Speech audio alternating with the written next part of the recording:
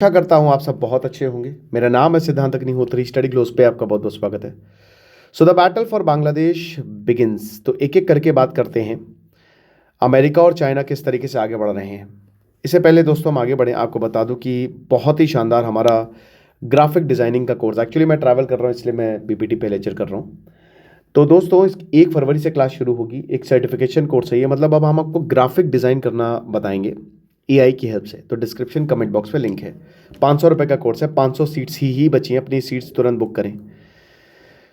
तो देखो, हम सबको पता है कि अब सिर्फ और सिर्फ एक महीना भी नहीं रहा है, ठीक है। लगभग लगभग 20 दिन जो हैं, 13-14 फरवरी को इलेक्शन होने वाले हैं बांग्लादेश के। शेख हसीना है नहीं, अवामी लीग इलेक्शन लड़ नहीं सकती।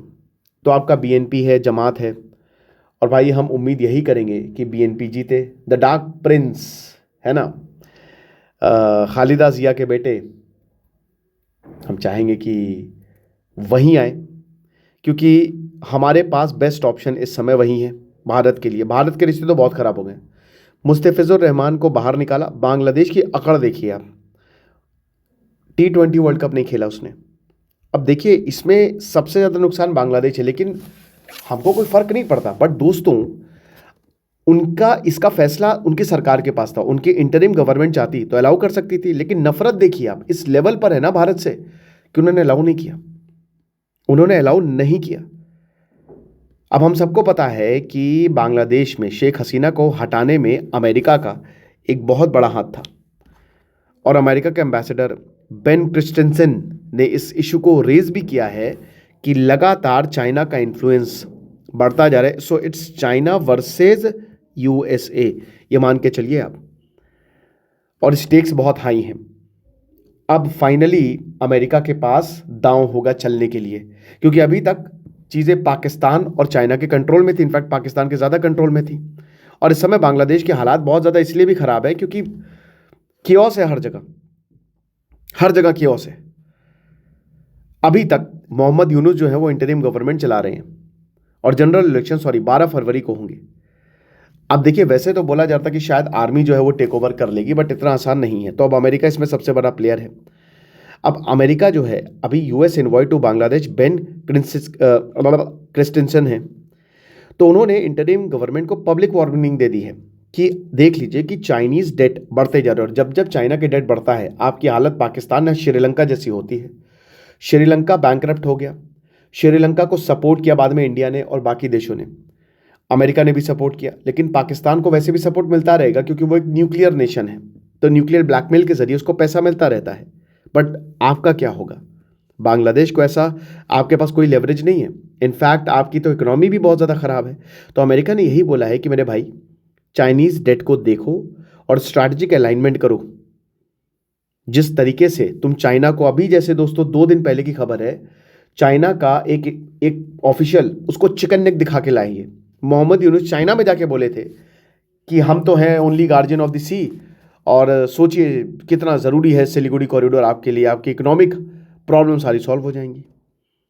तो अमेरिका ने साइड नहीं ली है, लेकिन फॉरेन पॉलिसी की बात करें तो अमेरिका काफ़ी हार्ड अलाइंड है। और देखिए, मोहम्मद यूनुस जो है ना, वो अमेरिका का ही प्रोडक्ट है।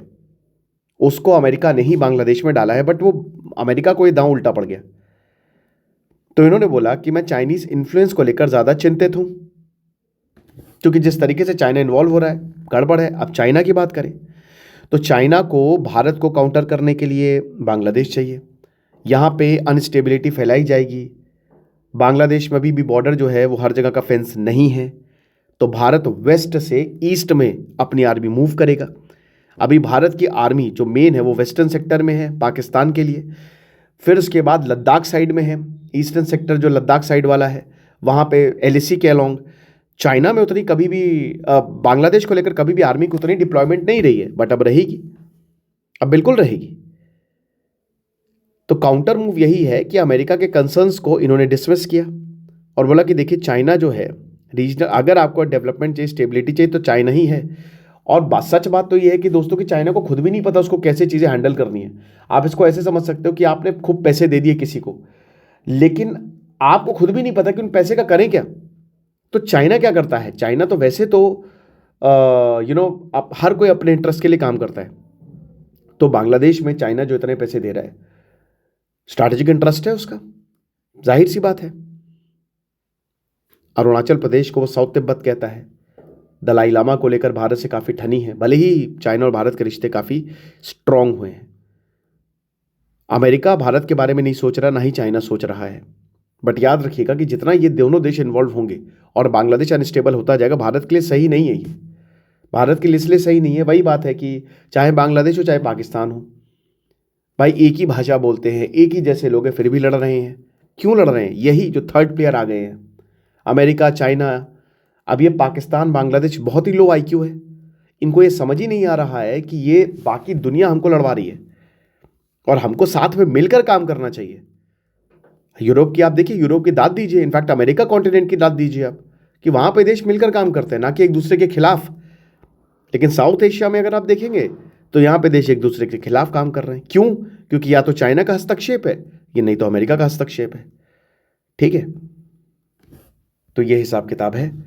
अब जाहिर सी बात है कि वॉशिंगटन कह रहा है कि हमको डर लग रहा है, और चाइना कह रहा है कि अपने बिजनेस को देखो, क्या फालतूपना कर रहे हो, तुम्हारे यहाँ पे मोटिव्स कुछ समझ नहीं आ रहे हैं। शेख हसीना को लेकर भी तुम्हारे मोटिव्स कुछ समझ नहीं आए थे। तो राइट और रॉन्ग को कंफ्यूज मत करो। सुपर पावर्स अब डायरेक्ट एक दूसरे के ऊपर आरोप लगा रही है, एक दूसरे से लड़ झगड़ रही हैं। ताइवान को लेकर आपको पता ही है कि चाइना कितना ज़्यादा जो है, देखिए चाइना चाहेगा कि जमाता है, पाकिस्तान बिल्कुल चाहेगा जमाता है, पाकिस्तान उसके कंट्रोल में है, बहुत पैसा दे रहा है चाइना। लेकिन देखिए लोगों की यहाँ पे ताकत है। अब देखिए माइट बी पॉसिबल कि बांग्लादेश में इस बार जो इलेक्शन हो वो रिग्ड हो। अब देख लीजिएगा कि बहुत धांधली होगी, बट फिर भी लोग अगर चाहें तो आवामी लीग को ला सकते हैं, बट आवामी लीग इलेक्शन ही नहीं लड़ सकती, क्या करें।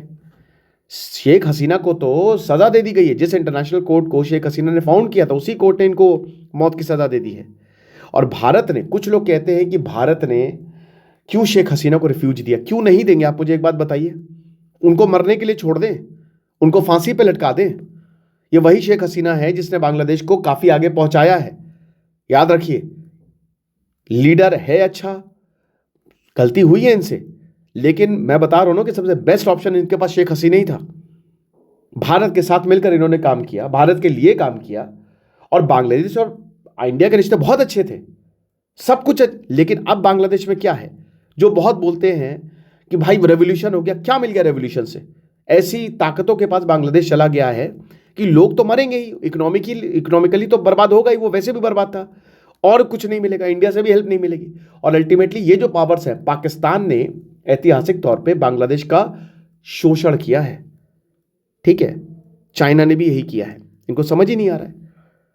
भारत चाहता 1971 में बांग्लादेश भारत का पार्ट हो सकता था, बिल्कुल हो सकता था, भारत ये कर सकता था। पाकिस्तान होता या अमेरिका होता, कोई भी देश होता, तो वो यही करता। भारत ने चॉइस दी बांग्लादेश को कि जाओ तुम अपना देश बना लो। ये चीज है।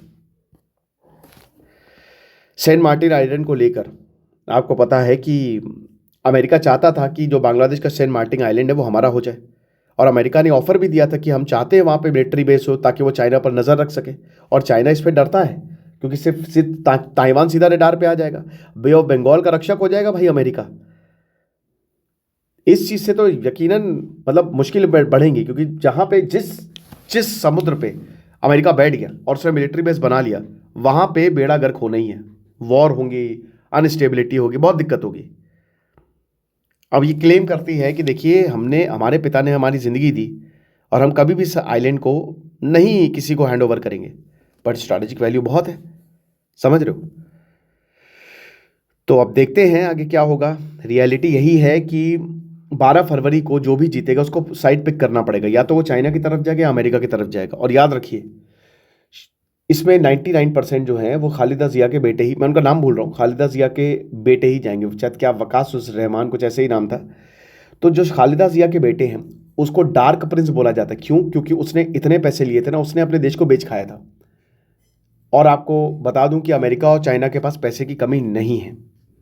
वैसे तो आपको पता हूं कि इंडिया के पास ही इनको आना चाहिए, क्योंकि भारत बिल्कुल बगल में है और स्टेक्स अगेन बहुत हाई है।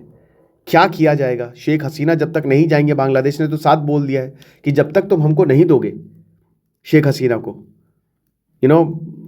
हम काम नहीं करेंगे। और हर कोई पॉलिटिकल रिफ्यूज, ईरान के एग्जाइल प्रिंस जावेद शाह कहाँ पे हैं? या फिर जो सीरिया के प्रेसिडेंट बशार अल असद वो कहाँ पे हैं? तो भाई देश रिफ्यूज देते हैं, देते रहेंगे, ठीक है, और ये सही भी है। तो सब कुछ उसी तरीमे से ही पता चलेगा। और बता दूं कि ये इंडिया टुडे का बहुत ही अच्छा आर्टिकल था, यही मैंने। बाकी एआई का बहुत ही शानदार कोर्स ग्राफिक डिज़ाइनिंग का आप अवेल करें। Thank you so much.